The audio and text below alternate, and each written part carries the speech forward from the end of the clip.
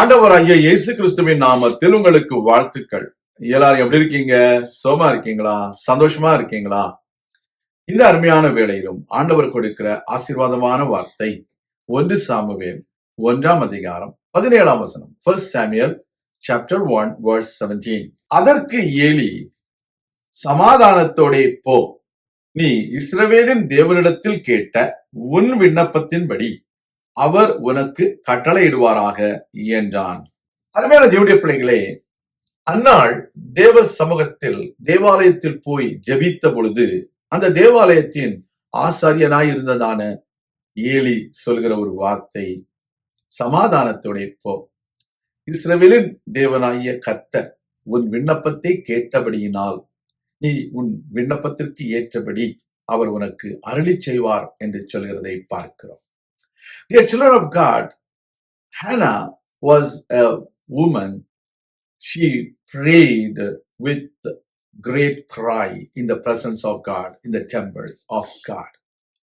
The priest who was in the temple of God says to her, go in peace. Go in peace. சமாதானத்தோட போ. இந்த நாளிலும் நீங்கள் எதற்காக கவலையோடு காணப்படுகிறீர்களோ, எதற்காக கண்ணீரோடு காணப்படுகிறீர்களோ, எதற்காக மிகுந்த வேதனையோடு காணப்படுகிறீர்களோ, கர்த்தர் அதை அறிந்திருக்கிறார். இந்த உலகத்துல கர்த்தருடைய பிள்ளைகளாகிய நீங்களும் நானும் கர்த்தரை நம்பி இருக்கிறோம். நமக்கு அது நல்லது கிடைக்கும் என்று விசுவாசிக்க வேண்டும். அவரிடத்துல கேட்டதை அவர் நமக்கு தருவார், நாம் திருப்தியாக இருக்க போகிறோம் என்றதான ஒரு சமாதானத்தை நாம் உள்ளத்தில் கொள்ள வேண்டும். We need to have that peace of God that passeth all understanding in our heart. Once we prayed, she prayed. When the prayer was over, she had the confidence that God is going to grant her petition. Whatever may be your petition today, God is going to grant it.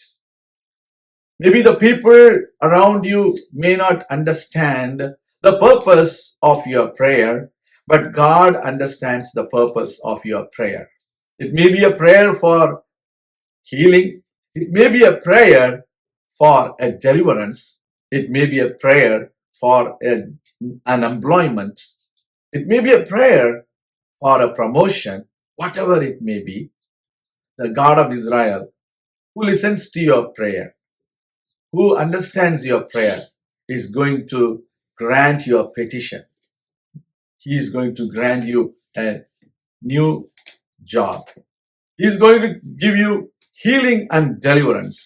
He is going to give you peace. He is going to bless your children, and he is going to make you a blessing to many people.